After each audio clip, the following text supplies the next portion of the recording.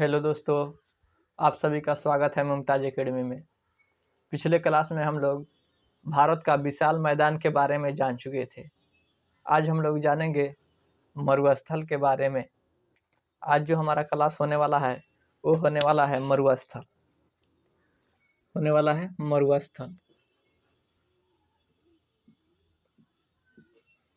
मरुस्थल सबसे पहले जानेंगे आखिर मरुस्थल होता क्या है। मरुस्थल होता क्या है? वैसे स्थान या फिर वैसे जगह जहाँ की भूमि क्या हुई है, मरी हुई है, उसी को हम लोग कहते हैं मरुस्थल। अपने भाषा में जहाँ की भूमि मरी हुई है उसको बोलते हैं मरुस्थल। या वो ठंडा हो या गर्म हो या फिर क्षारीय हो, जहाँ पे कोई भी पेड़ पौधे नहीं उगते हैं उसको बोलते हैं मरुस्थल। मरुस्थल पे जल्दी कोई भी पेड़ पौधा नहीं उगते हैं, उसी को बोलते हैं मरुस्थल। यानी कि जहाँ की भूमि मर गई है उसको बोलते हैं मरुस्थल। भारत में यह 3 मरुस्थल पाया जाता है। पहला ठंडा मरुस्थल, दूसरा गर्म मरुस्थल और तीसरा क्षारीय मरुस्थल। पहले जैसे हमारा ये हो गया, 3 तरह के मरुस्थल भारत में पाए जाते हैं। पहला हो गया गर्म मरुस्थल,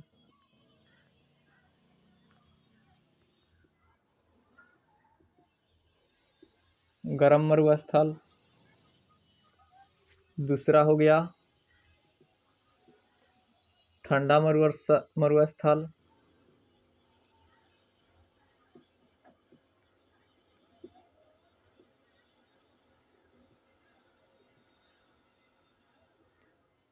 मरुस्थल, और तीसरा हो गया क्षारीय मरुस्थल।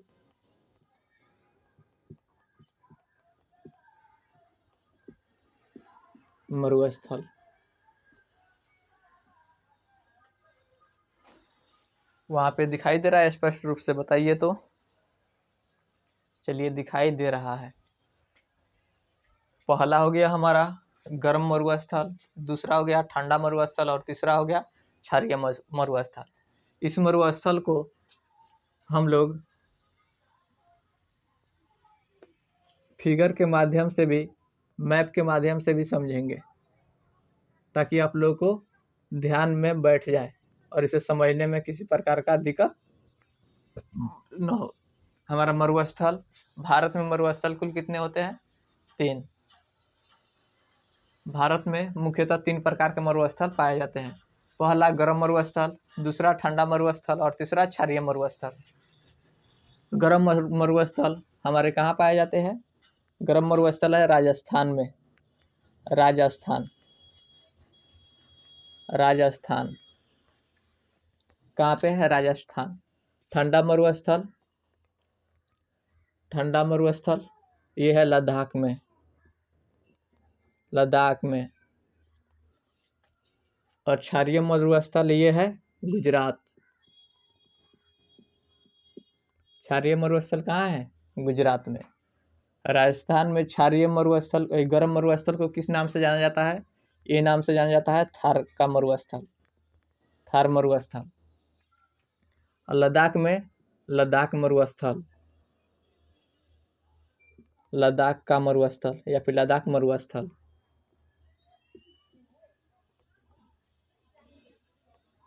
और गुजरात में कच्छ का मरुस्थल के नाम से जाना जाता है। कच्छ का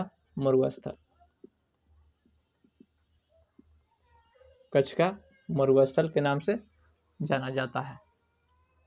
यहाँ तक किसी को दिक्कत है तो बताइए तो। यहाँ पे स्पष्ट रूप से दिख रहा है? बताइए तो।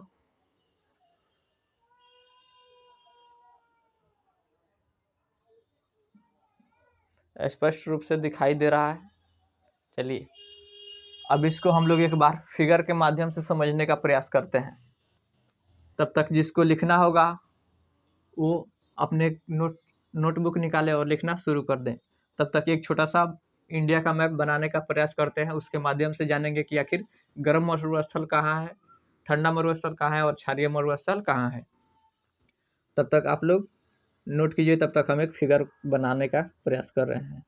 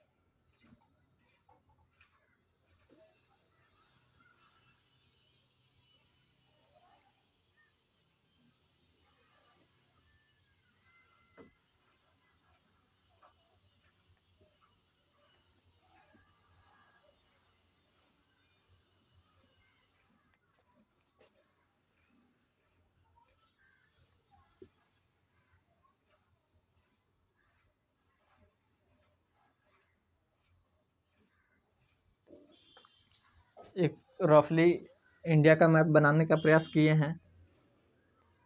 आइए अब हम लोग जानते हैं आखिर गर्म मरुस्थल कहाँ है, यानी कि राजस्थान। ये हमारा क्षेत्र हो गया, ये हमारा क्षेत्र हो गया राजस्थान। ये हमारा क्षेत्र क्या हो गया, ये हो गया राजस्थान। ये पूरा क्षेत्र हमारा राजस्थान, ये पूरा क्षेत्र हमारा राजस्थान।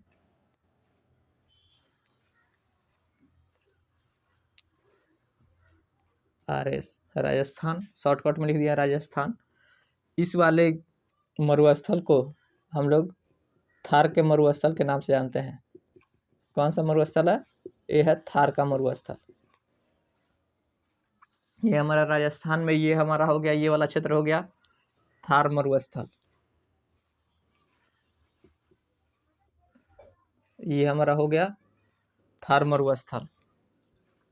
और यही भाग, थार मरुस्थल का ही भाग जो यहाँ पे पाकिस्तान में आता है, ये वाला पाकिस्तान में, इसको पाकिस्तान में नाम दिया जाता है इसका चोलिस्तान। क्या नाम दिया जाता है, चोलिस्तान। चोलिस्तान नाम से जाना जाता है। कहाँ पे, तो ये जाना जाता है पाकिस्तान में। पाकिस्तान में अजीब अजीब नाम है। नाम बदलना है तो योगी जी से संपर्क करना चाहिए, वो तो नाम बदलने में महारत हासिल किए हैं। उसके बाद आ गया हमारा ठंडा मरुस्थल।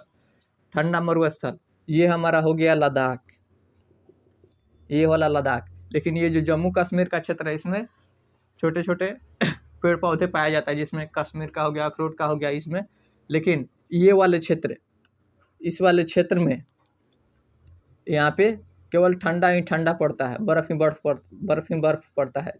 इस वाले को हम लोग कहते हैं लद्दाख का मरुस्थल। लद्दाख का मरुस्थल, यहाँ पे केवल बर्फ़ ही बर्फ़ पाया जाता है। यहाँ पे कोई भी उपजाऊ वाला क्या है, उपजाऊ वाला पौधा नहीं है, यहाँ पे नहीं उपजता है। केवल ठंडा ही मरुस्थल है। इसको जानते हैं हम लोग लद्दाख का मरुस्थल। लद्दाख मरुस्थल, लद्दाख मरुस्थल। उसके बाद आता है क्षारीय मरुस्थल। क्षारीय मरुस्थल ये जो क्षेत्र है गुजरात में, कच्छ का क्षेत्र, इसको हम लोग बोलते हैं,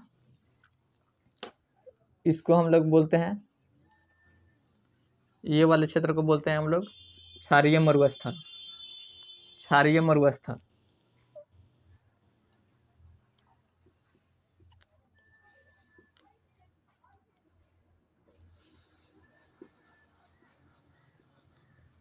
ये इसको बोलते हैं हम लोग क्षारीय मरुस्थल।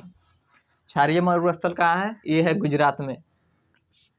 लद्दाख मरुस्थल लद्दाख में, और थार मरुस्थल राजस्थान में। यहाँ तक समझने में किसी को दिक्कत है तो बताइए, तो समझने में किसी प्रकार का दिक्कत है?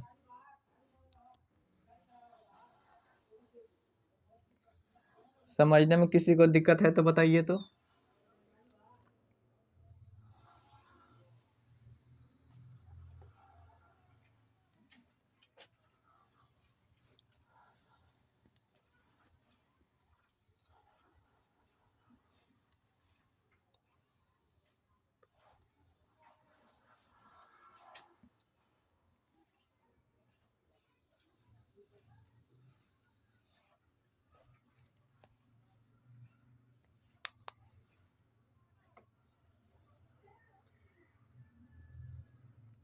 यहाँ तक समझने में किसी को दिक्कत? सबसे पहले अगर किसी को स्क्रीनशॉट लेना है तो स्क्रीनशॉट ले सकते हैं। तब तक थोड़ा देर के लिए हम हट जा रहे हैं। यहाँ तक किसी को दिक्कत है तो आप लोग बता सकते हैं।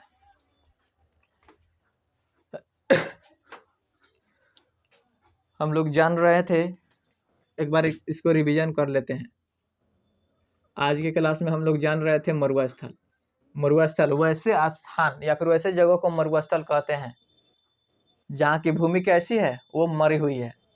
यहाँ पे वहाँ पे कुछ भी नहीं होता है, उसको हम लोग कहते हैं मरुस्थल। मरुस्थल भारत में 3 प्रकार के मरुस्थल पाए जाते हैं। पहला है हमारा गर्म मरुस्थल। गर्म मरुस्थल कहाँ पाया जाता है? ये पाया जाता है राजस्थान में। राजस्थान में इस गर्म मरुस्थल को किस नाम से जाना जाता है? इसे थार मरुस्थल के नाम से जाना जाता है। थार मरुस्थल कितने देशों में फैली हुई है? ये है 2, इंडिया और पाकिस्तान में फैली हुई है। इंडिया का सबसे गर्म मरुस्थल थार मरुस्थल है। उसके बाद आता है ठंडा मरुस्थल। ठंडा मरुस्थल इंडिया में कहाँ पाया जाता है? तो ये पाया जाता है लद्दाख में। लद्दाख में कहाँ पाया जाता है? ठंडा मरुस्थल कहाँ पाया जाता है? लद्दाख में पाया जाता है।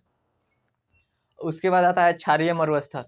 क्षारीय मरुस्थल जहाँ पे नमक की मात्रा ज़्यादा हो उसको कहते हैं क्षारीय मरुस्थल। जैसे यहाँ पे समुद्र का पानी आता रहता है, समुद्र का पानी आने के कारण यहाँ पे क्या करता है? नमक बिछा देता है। जहाँ पे नमक में जल्दी कुछ नहीं होता है, इसलिए इसका नाम पड़ जाता है क्षारीय मरुस्थल। यहाँ पर भी क्या है? पूरा मरुस्थल है। राजस्थान में थार मरुस्थल में एक जगह है जिसका नाम है भट।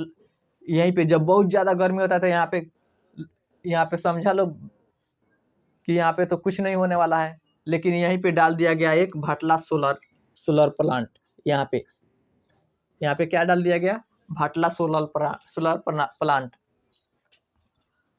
ये क्लास खत्म हो जाएगा तो आप लोग गूगल पे भी सर्च करके देख सकते हैं, या फिर लोकेशन पे वो दिखाएगा। बहुत ही दूर में क्या बिछाया गया है? सोलर प्लांट बिछाया गया है। क्योंकि यहाँ पे बहुत ही ज़्यादा गर्म होता है। गर्म होने के साथ साथ लोग समझता था कि वहाँ पे कुछ नहीं होने वाला है, लेकिन सोलर प्लांट वहाँ पे डाल दिया गया। वहीं से बहुत सारा बिजली उत्पादन किया जाता है। इसके साथ साथ अभी भी ये काम जारी है, सोलर प्लांट लगाया भी जा रहा है यहाँ पे। क्यों? इसमें भी थोड़ा बहुत बारिश होती है। क्यों? जैसे यहाँ से उत्तर दक्षिण पश्चिम मानसून जो ये इधर से आता है केरल से, ये आता है डायरेक्ट। यहाँ पे कौन सा पर्वत खड़ा है? इसको मिटा दें। यहाँ पे है हमारा अरावली पर्वत। क्या है? अरावली पर्वत। यहाँ से जब दक्षिण पश्चिम से जब मानसून जाता है तो यहाँ पे बारिश नहीं होता है। इसी कारण क्या है? ये बहुत ही ज़्यादा मरुस्थल है, यहाँ पे बारिश नहीं होता है। क्यों? क्योंकि इसके समानांतर आता है और ऐसे निकल जाता है। लेकिन जब पश्चिमी विक्षोभ भूमध्य सागर से आता है, तब यहाँ से अरावली पर्वत से टकरा कर यहाँ पे बारिश थोड़ा बहुत कराता है। लेकिन यहीं पे पंजाब में ही सतलज और ब्यास के संगम पे यहाँ पे एक बहुत ही बड़ा बैराज का निर्माण किया गया है। यहीं से एक नहर निकाला गया है। इसको मिटा देते हैं ताकि आप लोग को समझ में आए।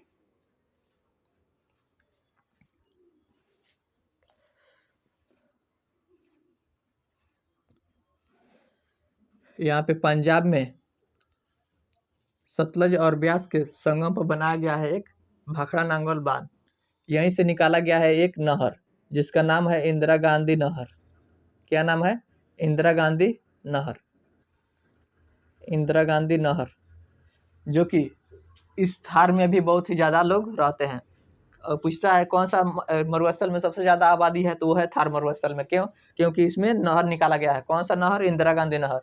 इंदिरा गांधी विश्व का भी सबसे बड़ा नहर है, विश्व का सबसे बड़ा नहर है। इंडिया का तो है ही। तो एग्जाम में पूछता भी है जो विश्व का सबसे बड़ा नहर कौन सा है? ये है इंदिरा गांधी नहर। कहाँ से निकलता है?